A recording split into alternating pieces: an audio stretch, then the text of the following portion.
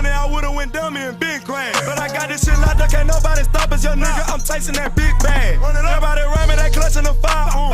My younger day once on ride for him. He mugger, we up, and I hope that the. What's up, man? It's your boy OTC Row, and I'm back here with the second part of Eminem Hotboxing with Mike Tyson. Just wanted to get it out of the way, see what the rest of the interview is talking about. Hope everyone is having a good quarantine. Shouts out to everybody who's an essential worker, those who are working today and throughout this pandemic. Hope everyone out there is being safe, cautious, and alert. You gotta go out, don't horse around, go out, take care of your business, and get back to your spot, all right? All right, anyways, here we go. Second part, we're gonna finish this interview right here. Here we go. Next thing you know, you start blowing everybody as everybody gets their turn. Yeah. That's just what it is. Everybody gets their turn. Yeah, but it's like you're right though, because like for me, rap is like a 24/7 job, and it takes a lot of dedication, right? And you to stay sharp with the pen and stuff like that. But it's a different kind of discipline to do that. You know what I'm saying? Like, and the balls to get in the ring and fight in the first place. Listen, you know why I used to love anybody that gets in the fucking ring, because you just think about it. As human beings, what fighters do, we avoid all of our life, getting into a fight.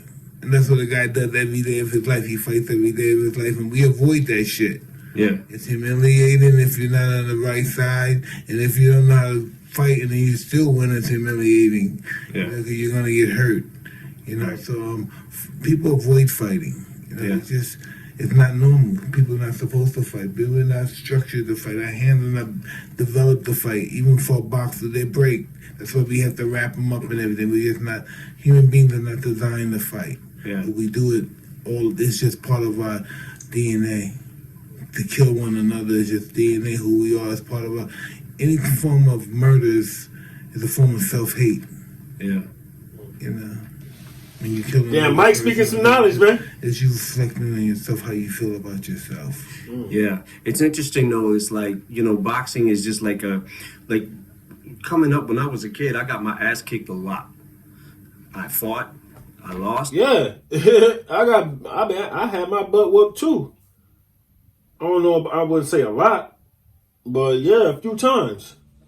You gotta catch them L's, man, so you can know how it feel to catch them W's, and yeah, bro, I can attest to that. Get that ass whooped, boy. I fought, I won. You know what I'm saying? And and there was a point in time where I started getting enough fights and winning enough fights that I felt confident until I started learning some of the fundamentals of boxing, and I'm like, I don't know shit.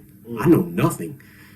Like, listen, we all believe in here that if you get involved with boxing, it's a tough man sport. Boxing's not a tough man sport. A tough guy's going to get hurt in boxing. He's going to talk funny at the end of the day. Yeah. No one's going to understand him. This is a thinking man sport. Only the smartest win. Yeah. When you get a certain level, yeah, only the smartest win. Tough guy is not. This is not a tough man sport. Yeah. No, look, man. I also know you got a heart, so it's like, you fuck somebody up and then feel bad later. Yeah. And you'd be like, because you'd be nice to him after the fight. Like, I hate you during this fight, and then I don't hate you anymore, and I actually feel bad because you might die now. That's who we are. That's our fear. Yeah. We're like that. We're vicious, we're ferocious because of the fact that we've lost before and we've been disappointed before. We don't want that feeling. I ain't gonna lie. Eminem looked a little intimidated in this interview.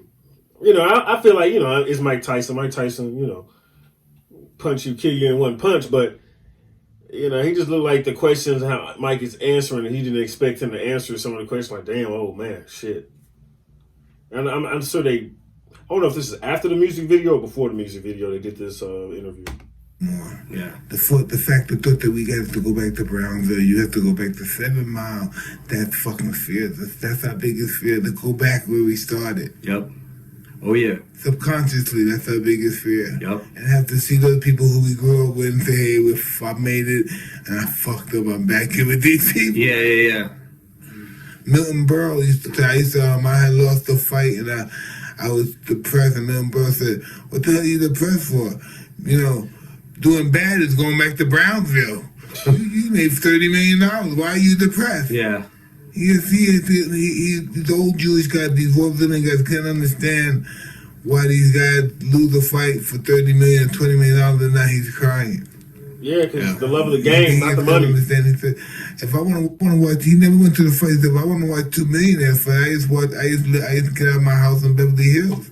Yeah. They were fighting. Right. Hey, but I want to say you said we really entertained your immersion in rap. We thought that was beautiful. Everybody, all nationalities and everything. We had to say you were the best. You put it down. We watch you battle. We watch you not battling, but we watch you compare with the best. We watch you do songs with Jay-Z. We watch you do all those guys, and you got really ill. Oh, thank you, man. Yeah, thank you. One of those songs he said, yeah, you saw me before. I didn't have all these swords before. But you say you had all of these guns and swords before. Yeah. Oh, yeah. Yeah, you met me before. Oh, yeah, you didn't have all these guns and swords before. Yeah, I had all these arsenal of weapons before. Yeah. Marshall will step in the door. Yeah. That was the Biggie song. Yeah. Yeah, you fucking... Listen. Are you conscious that you rapping like J and B? You gotta blaze, right? You gotta put it down, because if you don't put it down, people gonna say, "Oh, nigga, he shitted on you." I mean, that's how I feel anytime I get on a song with anybody. Yeah, it's like, man, if I don't try to I have to, just having that hunger still and trying to like you said, it's not about the money all the time, right? So it's like when you lose a fight and you get depressed, it's because your competitive nature and your competitive spirit is wounded, right? Because it's the reason that we started doing this, because we're not good enough. It goes in your mouth. Yep. We're not good enough. Yep. He's better than me, and it fucking kills you. That somebody's better than you, and you believe in your head that you're God or you're the best, or whatever you believe you are. Yeah. Hey, man. Real insightful interview. I didn't know they was going to get this deep. But Mike Tyson, he's surprising niggas sometimes. Yeah, man. Yo, you was dope in The Hangover. Hey, listen, man, I was just very happy to do that. I was like 280 pounds. I was on cocaine. I was just doing. I had my prostitute girlfriends at the fucking and this. What is this? A trailer with me. I was just living a fucking life back then. Listen. When I did The Hangover, I didn't know I went to the club. And, the clubs in Vegas, they let me in all the private, And so when I went in this private spot, I saw these white people there, this white crew, and I'm looking at these people. And then I saw those 2 girls. What's those 2 girls? The 2 twins. What's their name? Oh, They're really I forgot. rich. The Owen, what's the... Owen twins? Olsen twins? Olsen twins. So I saw the 2 Olsen. I saw one of the Olsen twins with these guys, and I'm and it's just open, it's closed to them. And then the bodyguard let me in. The guy, bodyguard for the club, he knows me all the time. I always give him money, and he lets me in, and we're chilling and stuff. We're coked up and we're drinking, and then they look at me and somebody comes over and says, "Hey, we're doing a movie with you in 2 weeks. We're doing a movie with you." I said, "When?" He said, "In 2 weeks." I said, "Fuck, I didn't know that." What the fuck? I said, "Fuck, I didn't know that." And so I'm on this movie, I'm doing this set and stuff, and I'm just a mess back then. So I do this movie, and I don't think this movie is shit. I'm high all the time. And then I'm in a restaurant. I come out the restaurant, you see one of those buses, the tour bus. They see me, they must have went to the movie and saw the preview, because the movie wasn't out yet. Yeah. And then when they saw me, it must have been like 30, they all got off the bus and said, "We love you, we saw you in the movie." And then my friend Zip, who's now no longer with us, he said, "Hey, we got something here, we're back." We're back. Yeah. Yeah, and then that's been a wrap ever since. And Todd Phillips been my friend. And I was out in the club, I don't know what club I was. Oh, that's crazy. So it seems to say that the movie Hangover brought Mike Tyson out some hard times, and it brought him back just in that limelight, in that stage, and some good, some good energy. That's crazy. Never knew that. But it was a movie theater, and I went there, and everybody was all over me. And the guy that produced Hangover, Todd Phillips, who did the Joker, he looked and he said, "Listen, I feel proud because I feel I'm a part of this." Because he saw everybody coming up to me. He said, "I feel like I'm a part of this." That, you know, he was proud that everybody was coming up to me. And then next thing you know, he was, I can't even tell you what we're doing next, but anyway, it's just, we became good friends. That's dope. It's dope, man. Yeah, it's dope too because like I, you know, I was like, holy shit, Mike can act. You know what I'm saying? Like, and then seeing the Undisputed, Yeah. man, and hearing you tell them stories that I'm like, I so want to know about this. Yeah. You know what I'm saying? Everybody knew the story, but they didn't know the underlying Yeah, behind the story. Why did I do that? yeah. Hell yeah. Getting ready to And- do round 2. really? Yeah. Oh, the Fam 2 is so much better than round 1. We did this all. Listen, this is really interesting. How do you do this? I knew you had to do it. So I'm on the show and I said, good night. And it's 4,000 people. And when I say good night in Toronto, they all get up and they come to the stage. And they just want to touch me. And I don't know what to do. The security's not doing nothing. Right. I don't want these people to think I'm scared and run off. I want to run. But so I just get caught in it. It was just overwhelming and shit that people think that way about you. And in my mind, I always had a low self-esteem. I said, if these people think much about me, they must not be shit. You know what I mean? 'Cause why would you think about me? Because I don't Yeah. think I'm shit. Yeah. You know? I went through a lot of that shit too, growing up as a kid, and just feeling like I wasn't good enough for anything. Like whatever I did, I just wasn't good enough. And, You know, self-worth, man, knowing yourself. Gotta appreciate you, man. I mean, it's the world. It's the world we live in. It's enough things bringing you down. So you don't need nothing else bringing you down. You gotta appreciate you. And I know people go through things and people handle it in different ways, but at the end of the day, you only got one home and that's your body. You know, that's your mind. So take care of it. It's gonna take care of you. yeah, man, it's a psychological thing. I think that once you, for anybody who doesn't feel, who feels like that, right? Like I just feel like I'm worthless. I'm not nothing in this world. Anybody who feels that and then finds something that they're actually good at, it's like I think that's what makes somebody go for that so hard. You know what I'm saying? Yeah. Like I was never good at nothing. I'm good at this. You know? The most successful people that ever lived in history are megalomaniacs, but they got a low self-esteem. Yeah. You don't think much about their stuff, but they think they're God on the other hand too. Right. You know, those are the most successful people. They're always challenging that doubt, Yeah. making that doubt inconceivable. That's not true, but they still believe it's doubt. Right. Even though they prove that it doesn't stop them from succeeding, but they still challenge that, and it still bothers them. They still believe they're nothing. After they made billions of dollars, they still believe they're not shit. That's just how the mind fucks with us. Yeah, people also think too, like money just That's buys true. happiness. That's and true. It absolutely is not the truth. You know what I'm saying? Like you gotta be right inside. Money don't buy happiness. Depends on who you are. It depends. People say that. You gotta understand. People who don't have money, people who been happy all their life with nothing, they get money and they happier. So that made them happy, you know. But people, it just depends on who you are. When the people, money don't make you happy, you know. Because you give me $100,000 right now, I guarantee you, I'm gonna be happy at motherfucker. You're damn straight, I'm gonna be happy. Shit. Otherwise, none of this shit means nothing. No, absolutely. They get everything. Then this is something. This is everything. Fuck this. Bah! Mm-hmm. This is everything. I waste my fucking life for this. This is everything. Yep. Yeah. Yeah. Damn. Well, Em, you just blew the fucking roof off the Oscars. How'd that feel? Man. Are you surprised that they still ask you to come?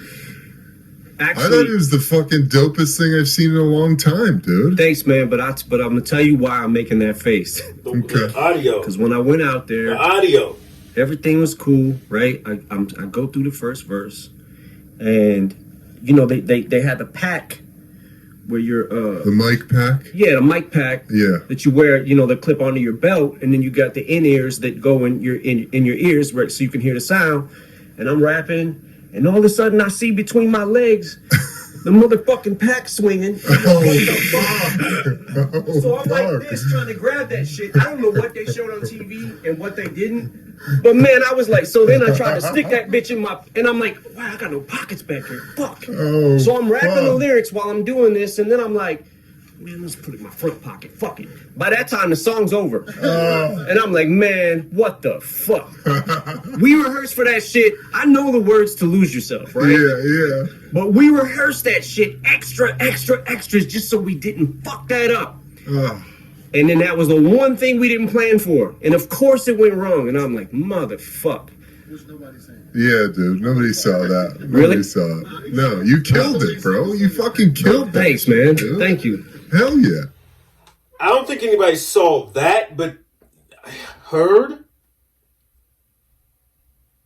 I didn't hear a lot of the song. You know, you could definitely hear on TV that it was something wrong with the audio, and you could see the thing dangling from him. I don't think I saw him trying to put it back in his back pocket or his front pocket, but I definitely saw it dangling, and you could definitely tell something was wrong with the audio as soon as he started rapping. So, you know, it was good a performance by M, but the audio sucked. My audio on my channel sometimes suck too. So, can't complain. Take the good with the bad. I do. Thank you. I thought it was amazing. I ain't watched it because I got creeped out. I'm like, I don't want to fucking see this shit. I'm gonna just get angry. Yeah, I know. Girl, though, how old is she? Fuck. Haley is 23. What's that like? She has boyfriends and stuff. She has babies. She Not babies. Nope. Just boyfriend. yeah. And yeah, she's doing good. She's made me proud for sure. She graduated from college. 3.9. Wow. Good for her, man. Yeah, thank That's you. awesome. How does that feel? You have a 23-year-old. I was just listening to Slim Shady Yeah. and listening to that. It definitely is crazy. It definitely is crazy. I have a niece that I have helped raise too. That's kind of like a daughter, pretty much like a daughter to me, and she is 26. And then I have a younger one that's 17 now. So when I think about my accomplishments, like that's probably the thing I'm the most proud of, is being able to raise kids. Most guys like us that are successful and stuff that supposedly have it all, our kids are fucked up. Yeah. They're fucked up. They never had the life that we had. They never struggled. They never know struggle. Without struggle, there's no progress. Yeah. And that's why they don't progress, because they don't struggle. Yeah. Yeah, it's definitely important to keep your kids grounded when there's situations like we have, right? Yeah, It's like, absolutely. it's very important. Yeah. Well, hey, brother. Thanks for coming in. Yeah. Now you got to get back to your shoot. It's all good, man. I'm so honored that you would even think to do this, man. We love you, nigga. Dude, you're the fucking man, bro. Come We on. love you. Yeah, man. but like I said, man, I can't. I told you I was gonna fan out on you, and if it gets weird, just stop me. It's all good, man. We love But you're motherfucking Mike Tyson, man. You're motherfucking Eminem. Listen, Eminem, listen, let me tell you You something, can tell right? he is a little bit starstruck, a little bit, They said they're done. They're going to talk for another 14 minutes. But you can tell he's a little bit, on the, just a little bit awkward, just a little bit awkward. But Eminem's an awkward character, though. I've been to Detroit for the All-Star. I remember we had All-Star, some shit in Detroit. And I remember I've been to Detroit, we had a fort in Detroit. Listen, so, and I'm from Brownsville that's similar to Detroit. What's the possibility of you being a 7 Mile, from 7 Mile, now you here? Now what's that? What's the percentage that? That's what I think. How do a guy in 7 Miles get out here? How do you get out here and you don't got shit and you're destitute? Yeah. How did it happen? Because it's ordained by the universe. Me and this guy, man, Denan went through a lot of shit. Like when we were kids ourselves, right? And we were still, when I met Denan, he had just started making beats. And we met through a mutual friend, IQ, who was a rapper who was actually on my Infinite album.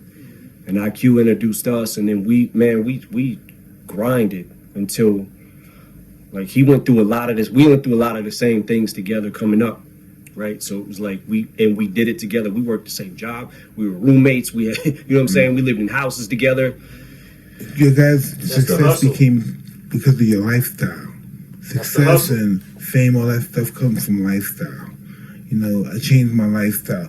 I stopped getting high. I stopped drinking. I stopped everything. I stopped fucking girls. Matter of fact, I never had no girl when I was boxing. Yeah. I was too young. I didn't have a girl until I was like 19, 18 years old. You know, but that's all I focused on. That's why I didn't want anything. I just wanted to fight. All I did was watch fights all day.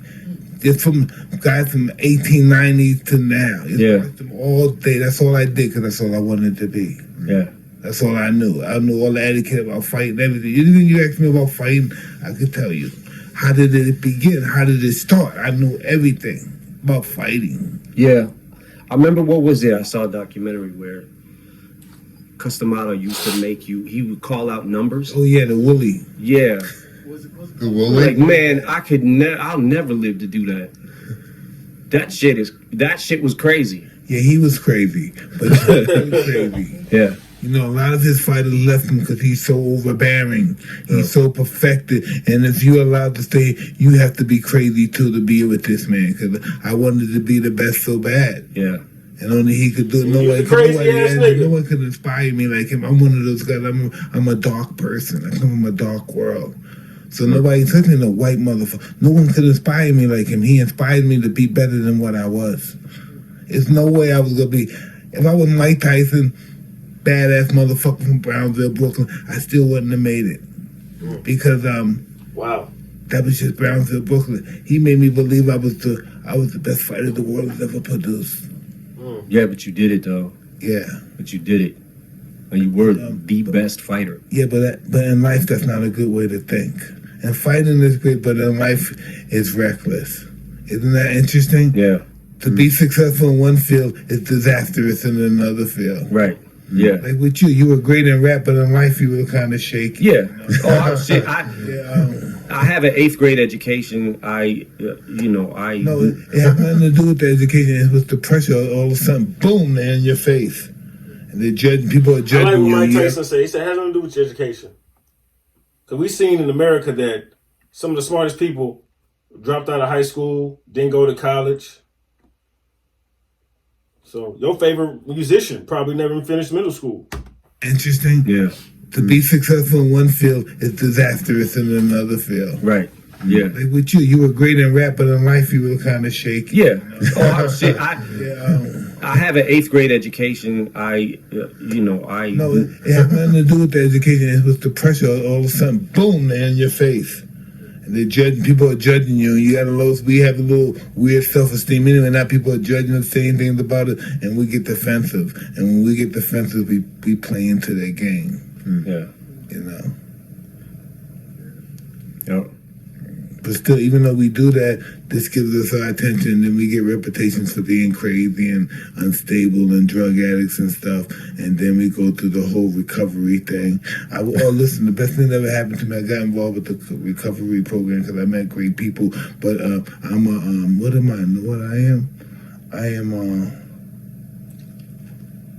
I am a relapse specialist. You know, I have to relapse. Even if I'm 5 years straight, then I relapse. And my relapse starts with thinking or me jerking off a lot or something. You know, no, that just start me off. I start looking at my porn, and I start jerking off, and then I start looking at fucking prey. Then I look at people who I never thought about fucking and stuff who's real close to me, and that's just who I am. You know what I mean? Those are my habits, and those are my flaws and shit. Yeah. Oh, the people so his around addiction me. was porn? Mike Tyson on some crazy shit, bro. Man, my people think I'm fucking nuts. Yeah. No, you should feel sorry for the people who are not nuts that are around you. Yeah. If you're not crazy in this crazy world, I really feel sorry for you. Yeah, I think my circle of friends is definitely somewhere in the ballpark of my insanity. There's no just doubt to be about friends with me. It's how do we live in this world? How do we find out our purpose? You're born, and most of us are born fucking in a bad situation, and then we say, "Wow, what's wrong with us? Why are we here? Mm-hmm. Why did they put us here? Why we're not living like these people and stuff?" And these people look down on us.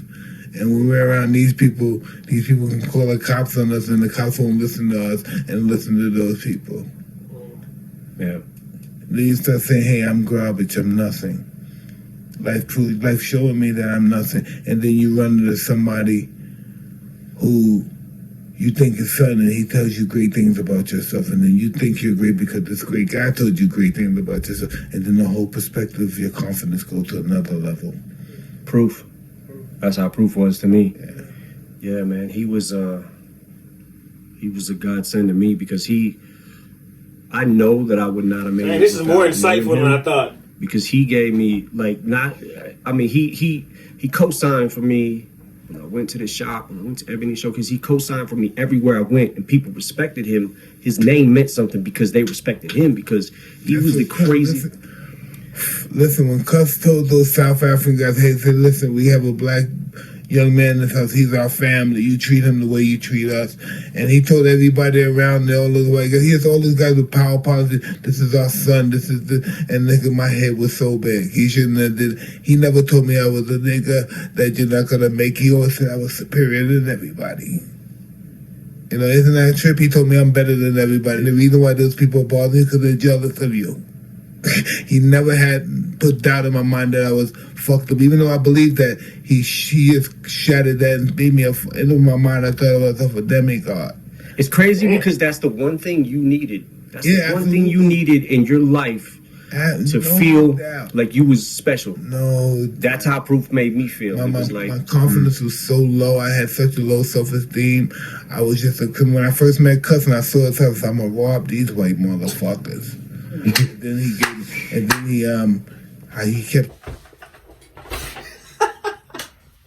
These niggas said, "I'm gonna rob these white motherfuckers." He said as soon as he saw the house, nigga. Oh shit! In my mind, I thought I was a demigod. It's crazy because that's the one thing you needed. That's the one absolutely. thing you needed in your life to feel like you was special. No, That's how Proof made me feel. my confidence was so low. I had such a low self-esteem. I was just when I first met Cuss and I saw his house, I'm gonna rob these white motherfuckers. And then he kept talking to me and gave me self-esteem, and then he made me want to be his watcher. If anybody said anything about him, I would kill them. I believe you. No, I'm serious. I believe you. I believe He you. had my mind just like that. If anybody disrespected it, he made me feel something. He made me feel like something I never felt before. And I said, if anybody disrespected me, I would fucking kill them. That's just how. Yeah, man. Because in the ghetto, that's how you show your love, by killing somebody or hurting somebody for somebody. Yeah. Yep. I gotta ask you, when you was going into like them early fights, right? When you first started coming up, when you walk into the ring, what is that shit like? It's really orgasmic. It's almost like you felt, did you feel like part of you nervous, like tense, but the other part like you gonna kill somebody? No, I'm not nervous. I'm scared. I'm scared. Yeah. Because I'm a scary guy. Because I've been picked on all my life. I've been abused all my life. People did anything they wanted to me. So I have natural fear of not being safe. Yeah. That's who I am naturally. Just no into my life. That's who I am. So now I got it with this weird self-confidence and violence and stuff.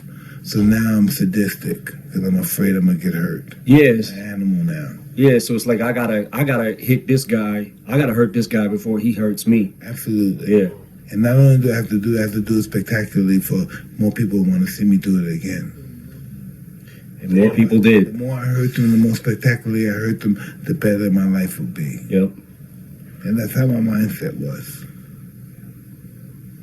That's crazy though. Cuss loves hurting people, other fighters. He loves breaking their ribs, their eye sockets, their cheekbone. He just loves. He just wanted to see how people work under those circumstances. Yeah. And I just never seen nobody like hit so hard before. Like I don't like that's got to be something like what is that? Like No, I got credit for my punching speed, but it wasn't my punches. It wasn't my punching power. That it was the accuracy, and I was fast. So I got the punch there before the hard punches got there. You know, some guys are hard. Like Foreman's a hard puncher, but he just pounds you, hits you in the shoulder, hits your arm, and it fucks you up. I'm precise in hitting you here. I mean, everywhere I hit you is a reason, and normally I get the right results most of the time. yeah, it's like the way you sit down on your punches. And when you throw those hooks to the body and shit. The objective is for the guy don't see the punch. Those are the punches that knock you out. Yeah. You know? That's crazy though. Hell yeah. Well, dude, Yeah, I think you gotta hit back. Man, can I tell you something? This is really good. We know you don't do this stuff. Yeah. And this is really cool. You don't have to thank me, man. It's equal. Like you coming here is like such a big. We were talking about it, and it was in the treatment. Mike Tyson knocks him out, and I'm like, we're not gonna get Mike Tyson. We can't get Mike Tyson. I'm like, if we get Tyson, like that's the top of the fucking food chain. That's what we feel about you. We feel Yeah, like, man. God, this is the biggest fucking interview. I interviewed everybody. Tony Robbins, all these fucking interesting guys and stuff. This is the best one. This might be my biggest interview right here. I think it is. Yeah, man. You're the man, dude. Thank you. Thank you, bro. Thank you, man. And you're not no guy somebody gave anything. Everything you got was fucking not even given to you, fucking slave for it. You know what I mean? Yeah. You're the only white guy that knows what it's like to be a nigga. Not sure how to answer that. He said, not sure how to answer that, but what? He said, you fucking slave for that. Nigga. Not sure how to answer that. Yeah, nah, man, it's A few white guys that know that pressure, like, fuck, I ain't shit. They ain't doing me like, they treating me like a fucking nigga. I bet he probably said, fuck, blacks get treated better than me. I mean, you know, we all got our story. Yeah, we do. Yeah. Eminem. Yeah. But yeah, man, I'm super honored. I can't believe we were able to get you for this video. It's Man, that's awesome, man. It's a Everything fucking honor. Everything in life is it's just always mapped out from our birth to our death. This is how it's ordained to be, it's planned to be. Tell us about being Marshall's too humble to be, huh? How's that feel being sober? We can't. Being We sober? don't have time. We don't have time. Looking at me, looks great. I'm used to it now, Hey, but it Hey, was hard everybody. at first. thanks for watching this episode of Hotboxin. Thank you to Eminem. Thank you to our brother here for joining. Yeah, man. Until next time, I'm Evan Britton. I'm Mike Tyson. I'm Marshall Mathers, and if we didn't have to do a video right now, I'd be sitting here probably asking like questions for another 2 hours. We'll do it again. We do it again. We'll do it again, Part bro. 2. I really appreciate it. Thank you. All right. Oh, All right, man. So I guess this is before they did the video. That was interesting. Really insightful. A lot of things Mike Tyson said there made sense. You know, him talking about his life and growing up in self-confidence and feeling wanted and feeling like, you know, you gotta be there for yourself before anybody else is. So this shit, the consider him as a nigga thing, that shit was funny, bro. That shit was a funny way to end the interview. Anyways, man, let me know what you think of the video. Did you like it? Did you not like it? It's your boy OTC Row. And as always, I know it's a long video. Appreciate you rocking with the channel. Just giving y'all a lot more longer content because, you know, we're going through this quarantine thing and, you know, why not? Anyways, man, I will see you when I see you.